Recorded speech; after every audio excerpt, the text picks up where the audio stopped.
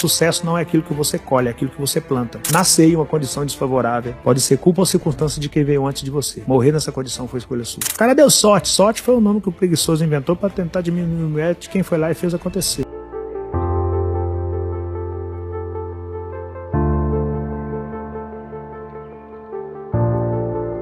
A galera fica pra trás, que coisa fácil qualquer um faz. E eu não sou qualquer um, você não é qualquer um. O extraordinário é algo complexo. Não impossível, mas complexo. E é por esses motivos que a galera vai ficando pra trás, né? A galera quer algo que seja um pouco mais fácil, que trabalhe um pouco menos, que desgaste um pouco menos. E tudo isso é ilusório quando se fala de extraordinário. O cara trabalha 8 horas por dia hoje na CLT e acha que tá trabalhando demais, é porque ele não sabe que o negro trabalha 16 horas por dia, sendo patrão do próprio negro. Então não é quem trabalha menos ou quem trabalha mais, é quem trabalha com o que gosta, mas é difícil pra caramba trabalhar com o que gosta. Não é fácil um jogador de futebol trabalhar com o que ele gosta. É difícil pra caramba o preço que ele paga pra estar lá. Não é fácil a vida que o negro tem, não é fácil a vida que o rico tem. Era muito mais simples a minha vida vender água na praia. O comprometimento era menos pessoas me olhando, era menos holofote me olhando. Então era muito menos complexo. Só que o resultado era muito menor. E tava tudo certo. Vender água na praia, o restante das minhas vidas eu ia conseguir pagar meu aluguel, eu ia conseguir comer, eu ia conseguir me vestir. Mas e o próximo nível? Qual era o próximo nível depois daquele ali? Então se você não estabelece o próximo nível, você já tá dentro de uma bolha de que tá ganhando um dinheirinho e tá bom demais porque você já não tá mais quebrado e é perigoso esse lugar. É difícil ficar nesse lugar e é mais difícil ainda sair desse lugar. Então eu tive que escolher qual difícil que eu queria. Tá na praia vendendo água ou tentar os próximos níveis acima daquilo. E eu fui tentando os próximos níveis e criando as minhas regras para tentar fazer isso acontecer. E quando eu vi que dava, falei, agora vamos transformar isso no livro, que aí já não é mais uma história de alguém que acha que dá para fazer. É alguém que fez e tá contando isso como ele fez. São coisas básicas, mas que se aplicadas fazem muita diferença. A regra 1, nunca pense em desistir, porque desistir não pode ser uma opção. Eu nunca fiz alguma coisa por escolha, eu sempre fiz foi pela necessidade. Eu não tive a opção de desistir, era fazer ou fazer. Então a regra 1 para se alcançar o extraordinário é nunca pense em desistir. A minha maneira de pensar é, eu preciso saber o que eu quero. Quando eu comecei a minha caminhada lá, aos 7 anos de idade, por que eu comecei? De onde surgiu o Rick Vendedor? Surgiu porque até os 7 anos de idade eu nunca tinha comido carne, e eu queria conhecer carne. E a minha mãe falou que não era pra gente, cara, carne não é pra gente não, isso é caro pra caramba, tá fora da nossa realidade, é por isso que a gente não come. Eu falei, o que eu tenho que fazer pra comer carne? Ela falou, pra comer carne você tem que ter dinheiro, e pra ter dinheiro você tem que trabalhar, só que ninguém vai te empregar porque você só tem 7 anos de idade. Aí eu falei, deixa que eu resolvo essa parada, eu mesmo me emprego. Plantei uma horta com meus irmãos e comecei a vender verdura na rua. Por que eu comecei a vender verdura na rua? Porque minha mãe me falou que eu tinha que trabalhar e que trabalhando eu chegava no dinheiro e chegando no dinheiro eu chegava na carne. Ou seja, eu sabia o que eu queria, comer carne. E a minha mãe me contou um planejamento básico. Trabalho, dinheiro é igual a comer carne, ou comprar qualquer coisa que você quiser. Então eu comecei a vender verdura pra eu comer carne. Se eu viesse que, sei lá, veio uma seca e a minha verdura não cresceu, eu poderia desistir de vender verdura, mas eu ia passar a vender sacolé e o meu objetivo era o mesmo, comer carne. Sacolé não dá, eu ia parar de vender sacolé e eu ia passar a engraxar sapato, o meu objetivo era o mesmo, comer carne. Então quando a gente fala de não desistir, não é de não desistir de não comer carne. Eu quero comer carne, não vou desistir disso aqui não. Agora, o que eu vou fazer pra chegar até aqui, eu posso mudar a qualquer tempo, porque não é desistir, é a questão de não dar murro em ponta de faca. Pô, eu tô vendo que esse solo aqui não é fértil, eu tô vendo que a alface aqui não cresce, eu vou insistir em plantar alface aqui? Errado isso. Eu posso vender sacolé porque eu tô num lugar que é mais quente, então eu vou vender sacolé porque nesse momento dá pra eu vender sacolé. Veio o inverno? Não, então agora eu tenho que vender capa de chuva. Vai chover, eu vou vender capa de chuva, não vou vender sacolé. Agora, o objetivo é o mesmo. Seja lá o que eu for fazer, o objetivo é chegar no dinheiro e depois chegar no dinheiro, chegar na carne. E o que acontece com muita gente? Insistir em projetos que visivelmente não vão sair daquela ótica ou daquele patamar ou daquele degrau e achar que daquilo ali vai alcançar o seu extraordinário. Ou culpar o universo como, cara, eu sou um cara esforçado, eu sou um cara dedicado, eu sou um cara que faz a minha parte e eu não consigo. Por que eu não consigo? De repente você é até um cara esforçado, é até um cara dedicado, é até um cara que faz a sua parte, mas você tá insistindo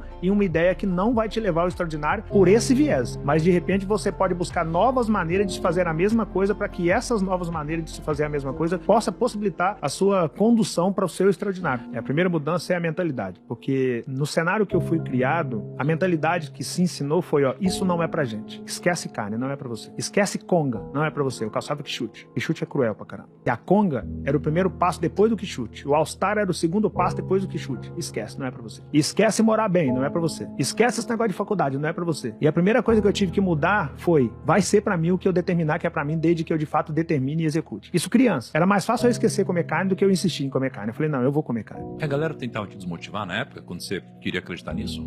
Tenta, porque a inveja nasce na intimidade. A inveja é um negócio que nasce na intimidade, a gente de perto. O cara de perto não vai comprar o alface na sua mão. O coleguinha da sua escola não vai falar com a mãe dele para comprar a couve na sua mão, o almeirão na sua mão. Porque o coleguinha da sua escola quer te ver bem, desde que te ver bem não significa te ver melhor do que ele. Então ele não vai comprar na sua mão. Ele vai tentar derrubar a sua ideia. Mas eu sei o quão foi importante para mim descobrir cedo que eu deveria quebrar todas aquelas crenças limitantes ali de que carne não era para mim, de que conga não era para mim, porque depois que eu consegui comer carne através da venda, aí eu vi que dava para eu comprar o que eu quisesse através da venda. Meu segundo passo foi comprar conga. O meu terceiro passo foi comprar minha própria roupa. O problema é que tá todo mundo esperando o melhor ambiente. O melhor ambiente pode te favorecer, se você for de fato um águia. Agora, se você for de fato um águia, você transforma o pior ambiente. O sonho das pessoas é estar entre os extraordinários do planeta. Aí você fala, cara, Henrique, não conheço nenhum extraordinário no planeta. Então tente estar entre os extraordinários do seu país. Não dá, cara, sou muito pequeno. Então tente estar entre os extraordinários do seu estado. Também não dá, sou muito pequeno. Tente os do sua capital, não dá. Tente os da sua cidade, não consigo. Tente os do seu bairro, não consigo. Tente os da sua rua. Cara, na minha rua não tem ninguém extraordinário, então seja essa pessoa. Não interessa se você tá no caos da favela ou se você tá no Alphaville, não interessa. Você tem que ser o extraordinário daquele lugar. Você tem que ser a parte boa daquele lugar. Não interessa como é o lugar se você se propor a ser a parte boa dele. Eu sempre tive isso comigo. Seja lá onde eu passar, eu preciso ser a parte boa desse lugar. E sempre que eu morei em comunidade ou em bairro carente, porque a minha criação, ou ela foi em bairro pequeno de periferia, ou ela foi em comunidade de cidade grande. Sempre eu morei no pior do lugar. E às vezes no pior do lugar. E eu nunca fumei, eu nunca bebi, eu nunca me prostituí, eu nunca usei droga. Eu cresci entre o fuzil e o livro. No cenário onde eu nasci é como se a vida virasse pra mim e falava, meu parceiro, é o seguinte, vou te apresentar, eu sou a vida, tá? Eu vou te apresentar como funciona aqui. Você nasceu, seja bem-vindo, você tá na favela, tem um fuzil aqui, você quer pegar? E tem um livro aí, o que você escolhe? Eu falei, eu vou escolher o livro. Ah, mas o livro eu não sei onde ele tá não, tá escondido. Eu vou achar o livro. Pega o fuzil, tá mais fácil, o fuzil tá aqui, não, eu vou achar o livro. E se você não achar o livro? Se eu não achar o livro, eu escrevo o livro, mas eu vou ser a parte boa desse lugar. A sua postura determina como as pessoas vão chegar até você e com que tipo de abordagem elas vão chegar até você. E eu sempre fui criado por um cara que é meu pai, Velho Roxo, que eu sou muito grato a ele, que ele nos ensinou o básico do básico do básico, mas dentro desse básico ele nos ensinou a ter postura que a pessoa olhe pra você e tenha coragem, ou olhe pra você e não tenha coragem de te falar sobre determinados assuntos, sobre determinadas coisas. Então eu não precisei falar não pro fuzil. Eu não dei espaço pra que ninguém me oferecesse um fuzil. Eu não precisei falar não pras drogas. Eu não dei espaço pra que alguém me oferecesse drogas. Eu não precisei falar não pra prostituição. Eu não dei espaço pra que ninguém chegasse perto de mim com a intenção de prostituição. O primeiro ídolo de um garoto de comunidade é o dono do morro. Pra ele fala, quando eu crescer, eu quero ser esse cara. Eu não tinha esse pensamento, que eu queria ser meu pai. Meu primeiro ídolo sempre foi meu pai. Pô, meu pai trabalhou pra caramba, meu pai sempre crê em Deus, meu pai leu a Bíblia desde criança, meu pai tem um amor inenarrável por minha mãe, meu pai criou 5 filhos em comunidade, sem nenhum deles pegar em arma, sem nenhuma das minhas irmãs engravidar na adolescência. Eu falei, cara, eu quero ser esse cara quando eu crescer. Tem uma parte da Bíblia que é a 1 Pedro, capítulo 5, versículo 6, que diz, humilhai-vos, porém, debaixo da potente mão do Senhor Deus, para que no seu tempo exato ele venha exaltar. Eu suportei 40 anos pra esperar isso acontecer. Mas o dia que esse Deus me exaltou, eu fui em 5 continentes do mundo provar que não tem a ver com o lugar que você nasceu. Tem a ver com as suas escolhas, tem a ver com o nível de conhecimento que você buscou, tem a ver com aquilo que você fez, tem a ver com os nãos que a sua postura deu automaticamente para as pessoas. Tem a ver com isso, e não com o ambiente quando você nasceu. Eu descobri,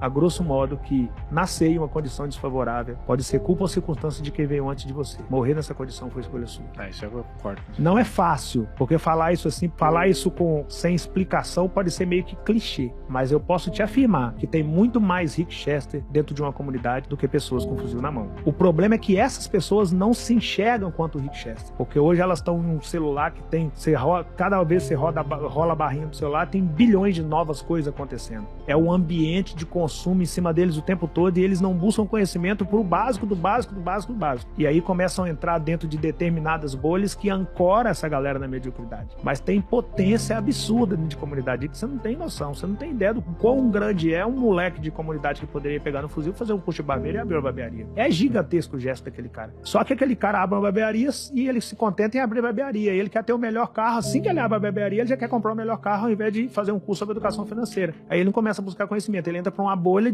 do cara que até conseguiu abrir uma barbearia, mas ele não consegue avançar porque ele não fez um curso. Aí ele entra pra dentro das bolhazinhas e vai ficando. E aí é muita gente que tá dentro de bolha ficando, que tem potencial absurdo, que poderia ser um cara que facilmente tinha potencial pra sentar nessa mesa aqui. Tem 2 cenários que são caóticos pra qualquer pessoa que tenha a ousadia de pensar em mudar de realidade. O primeiro deles é o dinheiro chegar antes da educação financeira. E o segundo deles é a oportunidade de chegar antes do preparo. Quando o Flávio chegou, eu estava preparado. Nos 2 aspectos. Eu estava preparado com mentalidade para lidar com muito dinheiro, caso eu chegasse a muito dinheiro, e eu estava preparado para o que viria depois do vídeo d'água. Eu era o cara que estava com a chuteira amarrada. Eu costumo brincar com isso. Quando um técnico, a Copa começou agora, aí o Brasil tá lá jogando e de repente o Neymar machuca, o Tite aponta pro banco e fala, vem você, Pedro. Ele fala, peraí que eu só vou amarrar a chuteira. Ele fala, não, então vem você, Rafinha. afim, você tá com a chuteira amarrada. Eu era o cara que tava com a chuteira amarrada. Você não pode estar com a chuteira desamarrada. Você tem que estar pronto, você tem que acreditar que em algum momento você vai ser chamado pro campo e não vai dar tempo de você nem amarrar a chuteira. E a galera não faz isso. Eles não se preparam pro extraordinário. A galera até fala em extraordinário, mas não se prepara pra isso. O cara ganha, ele começa a vender água na praia com o Rick na segunda-feira, no primeiro final de semana do verão. Final dessa primeira semana, ele chega num montante de dinheiro considerável, ele fala, cara, quer saber? Vou trocar meu celular. Ao invés dele trocar a caixa de isopor, ao invés dele comprar uma água de uma qualidade melhor, ao invés dele investir na roupa que ele vende na praia, ele troca de celular. Na segunda-feira ele fala, hoje é minha folga. Fazer um churrasco lá em casa, quem vai? Eu falava, eu não vou não, eu vou estar na praia amanhã. Pô, mas você não tem folga não? Eu falava, não, amanhã a concorrência é menor, vocês vão folgar e eu vou estar aqui vendendo, verão.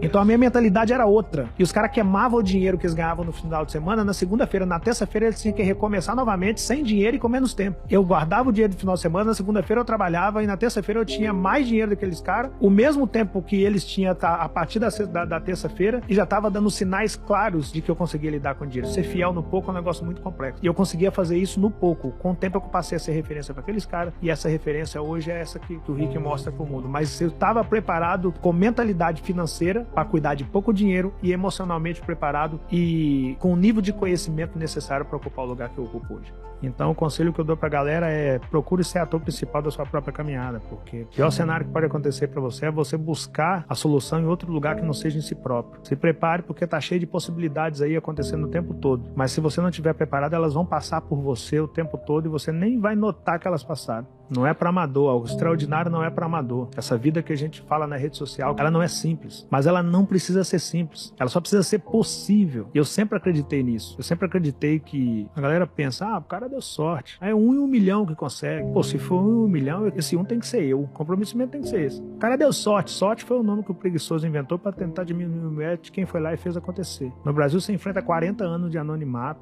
você rala pra caramba, você foge de todas as portas que poderia te levar à perdição, você busca conhecimento, você anda entre as pessoas frente cabeça erguida, você come do suor do seu rosto, e depois quando você consegue alcançar o extraordinário, vem alguém e fala que você deu sorte. Outros falam, mas esse cara vende o quê? Pô, só livro de 5 milhões, eu não sei qual produto que quem me faz essa pergunta vende, não, mas se ele tiver vendido 5 milhões desse produto, ele é bom pra caramba no que ele faz. Só livro. Isso se eu vendesse só livro. Então se prepare para enfrentar o caos e se prepare para enfrentar isso depois que chegar. E caso você chegue ao extraordinário, saiba que toda história de sucesso é meia história de fracasso. Então mantenha os 2 pés cravados no chão, porque para cada 10 pessoas que te observam e te admiram, tem 3 entre essas 10 que tá só esperando uma brecha desse tamanhozinho para puxar. E se você tiver perdido a noção, você não se levanta mais. Cresça sem perder os laços com aquilo que te levou a crescer. Humildade, essência, resiliência, fé, gratidão, fidelidade. Eu estar aqui no Nigro como o primeiro podcast que eu vou dar muito tempo é lealdade a algo que ele me falou lá atrás. Inclusive foi assim que ele abriu isso aqui. Seja uma pessoa de palavra. E por fim, sucesso não é aquilo que você colhe, é aquilo que você planta. Se você quer colher abacate, plante abacate. Quer colher manga? Plante manga. Quer colher mamão? Plante mamão. Você só tem aquilo que você plantou. E se a vida que você tem hoje não é a vida que você quis ter em um dado momento da sua caminhada, não culpe o universo ou pense que as coisas conspiram contra você. Volte lá e veja o que você plantou, o que você está colhendo. E se não te representa, arranque tudo aquilo que você plantou, plante novamente e cultive novamente, para que um dia você possa colher exatamente aquilo que você quer, baseado exatamente naquilo que você plantou. Fora isso, jamais desista do seu sonho, porque se eu tivesse desistido, eu não estaria aqui.